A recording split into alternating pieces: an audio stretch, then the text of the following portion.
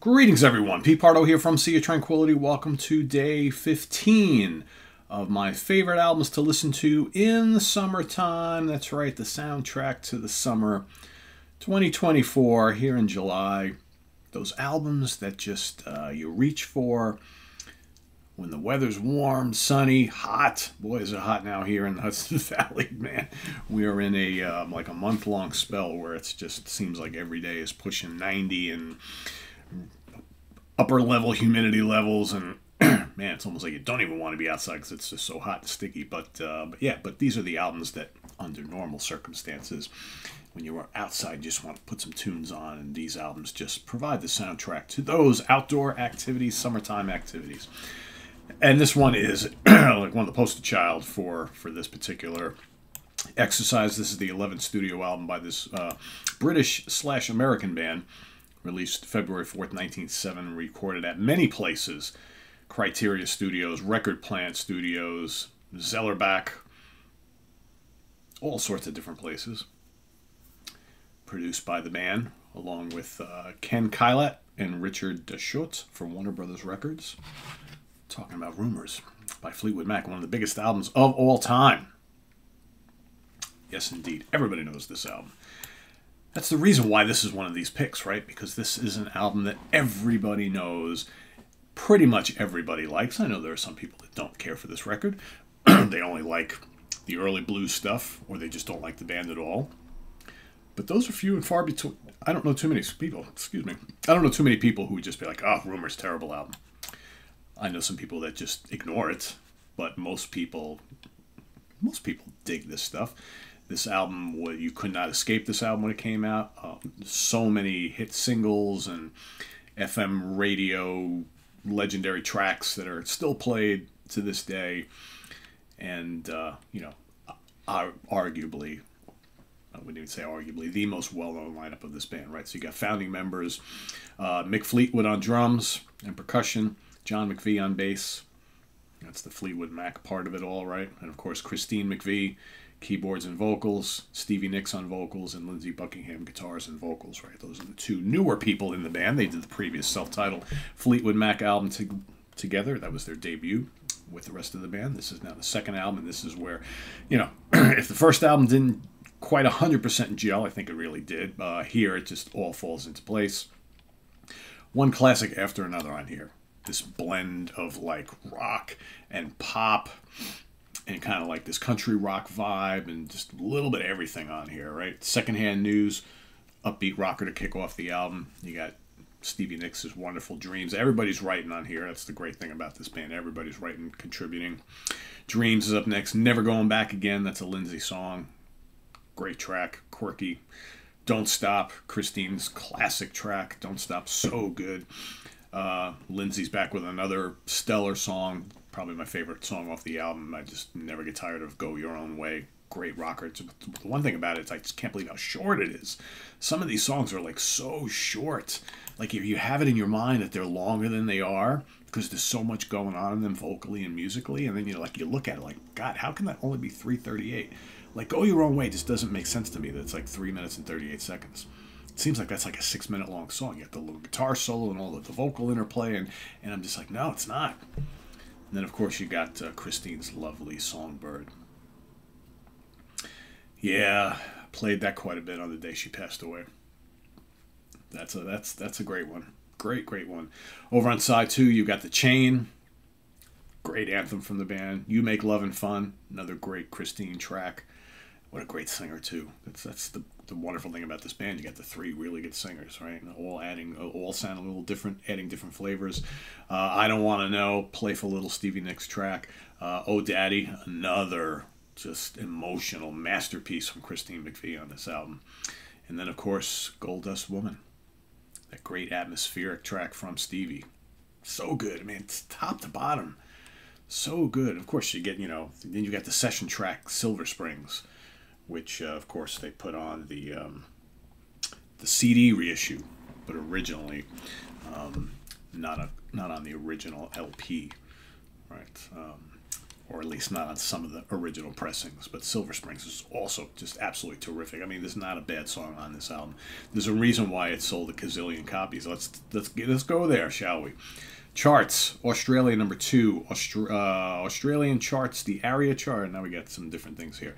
The ARIA charts #2, the Kent Music Report chart #1, Austria #15, Belgium over on the Flanders side 11, on the Wallonia side 62, Canada #5. That's the Canadian albums Billboard charts #5, the Canadian albums RPM #1. Danish charts 23, Dutch charts #1, France 116, Germany 5, Greece. We don't see too many Greek showings here. #1, Hungary #20, Iceland #22, Japan 33, New Zealand #1, Norway #17, Portugal #12, South Africa 1, Swedish charts 18, Swiss charts 17, UK charts #1, US Billboard #1, US Top Catalog Albums 1, US Top Rock Albums #1. Blah, blah, blah, blah, blah, right? #1 everywhere. Who's kind of missing on that list? Sal? What the fuck is up with Italy, man? Italy was not hip to rumors. How is that possible? How is that possible? Because let's go to the certifications, shall we, here? Because now it's just like, oh, where is it? Where is it? Where is it? The list is long. Australia, 13 times platinum, just under 1 million copies sold. Canada, diamond, 2,000 copies sold, double diamond. Denmark, 3 times platinum, 60,000. France, platinum, 300,000. Germany, 5 times gold, 1.2 million. Hong Kong, platinum, 20,000. Iceland, platinum, 10,000. Ireland, 2,000 copies sold. Oh, whoa, here's Italy. But this is sales since 2009. Gold, 25,000 units. How is it possible that in Italy this has only sold 25,000 units, and that's just since 2009, so probably since one of the reissues or remasters. So Sal, Italy was sleeping during the heyday of rumors. Totally. Netherlands, platinum, 165,000. New Zealand, 13 times platinum, 195,000. Spain, gold, 50,000. UK, 15 times platinum, 4.5 million copies. And in the States, as of the last certification, 21 times platinum, 21 million copies sold. This has sold in excess of 40 million copies worldwide. 40 million copies. Just think about that. It's crazy. Absolutely crazy. And as far as like the singles go, what do we got here? So Go Your Own Way was released in December '76. Dreams, so that predates the album. Dreams came out March 1977. Don't Stop, April 1977. The Chain also released separately. The Chain was actually released in Italy, April 1977. Trying to get people interested in the Mac. You Make Love and Fun, September 1977, and Oh Daddy was released March '78 over in Japan. So, yeah, crazy, crazy album here. Crazy big album, crazy classic album, and, you know, one of those albums I pop in every so often, and not tired. It's one of those mega albums from this time period. You know, this, you know, the Boston debut is another one. We're both right around this time. The Van Halen's first album, you know, these mega albums that came out within like a short span of each other that just have withstood the test of time, that we've heard so much of each album like so many times, but yet you still don't get tired of playing them, right? This is one of them. Fleetwood Mac Rumors, my pick for today. And why? And again, why is it so good in the summertime? Just so many of these kind of breezy, poppy rock songs, right, are just made for like the outdoors. I can pop in Rumors no matter who I've got at the house for a gathering, and everybody's like, oh yeah, there's that song, there's that song, there's that song. It's just perfect for it. It's like, and like I said, I don't know many, if any, people who just don't like this album. I can think of George LeMay's probably saying, yeah, I just don't really listen to it, never really listened to it. I can see that. I can see Chris Allis saying, yeah, never listened to Fleetwood Mac. I can see those couple people. Count Ralphus might also be like, screw Fleetwood Mac. But for the most part, most everybody that I know just accepts the greatness of this and enjoys it immensely. So there you have it. That's my pick today. Long-winded talk about Fleetwood Mac Rumors. longest episode of this month in all of these daily shows for whatever reason. I don't know why. Just babbling on about flavors. So much to talk about, I guess, right?